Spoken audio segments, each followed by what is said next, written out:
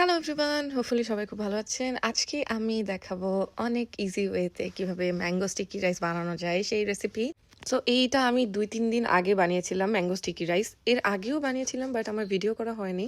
So এখন ভাবলাম যে সবার সাথে শেয়ার করি, ভিডিও করি। অ্যান্ড অনেকে ভাবে যে আমি এই সময় ম্যাঙ্গো কোথায় পেলাম।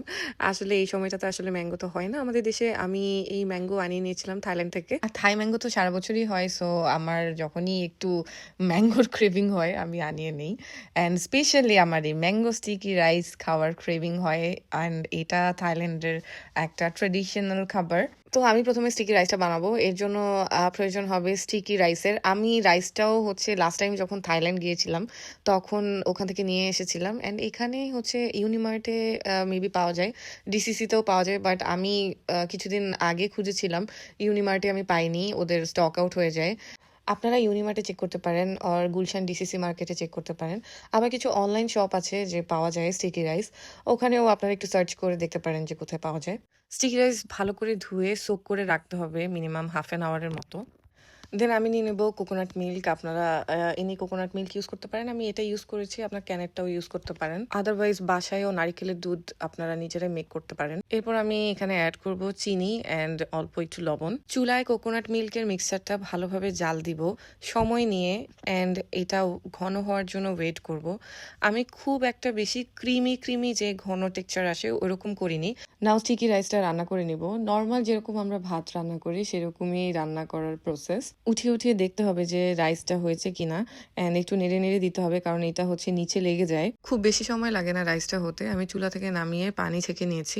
তারপর আমি রান্না করা স্টিকি রাইস কোকোনাট মিল্কের যে মিক্সচারটা রেডি করেছিলাম তার সাথে মিক্স করব।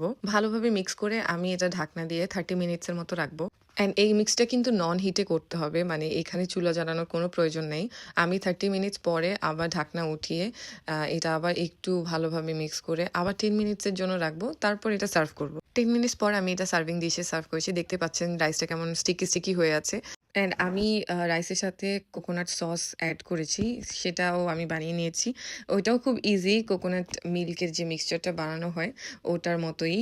ওইটার ভিডিও মেক করতে ভুলে গিয়েছি, বাট আমি বলে দিচ্ছি ওটা কিভাবে বানিয়েছি। ম্যাঙ্গো আমি সুন্দর করে স্লাইস করে কেটে এটা অ্যাড করে দিলাম। দেন আমি একটা গ্লাসে কোকোনাট টপিং নিয়ে নিয়েছি, আই মিন কোকোনাট সস যেটা, এটা আমি বানিয়েছি।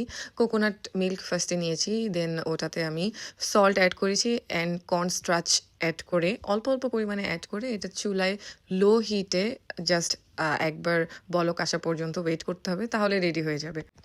দেন আমি মাং বিন উপর দিয়ে দিয়েছি। এটা খেতে একটু ক্রাঞ্চি লাগে, ভালো লাগে খেতে। অ্যান্ড আপনাদের কাছে যদি মাং বিন না থাকে তাহলে রোস্টেড পিনাটস ইউজ করতে পারেন আপনারা, আর এটা অ্যাভয়েড করতে পারেন। এই তো রেডি হয়ে গেল ম্যাঙ্গো স্টিকি রাইস। রেসিপিটা খুবই ইজি অ্যান্ড এটা খেতেও অনেক মজা। হোপফুলি আপনারা বাসায় ট্রাই করবেন। অ্যান্ড যারা ট্রাই করেছেন অবশ্যই আমাকে মেনশন দিবেন, আমি সবার ভিডিও দেখবো, ছবি দেখবো। Thank you for watching.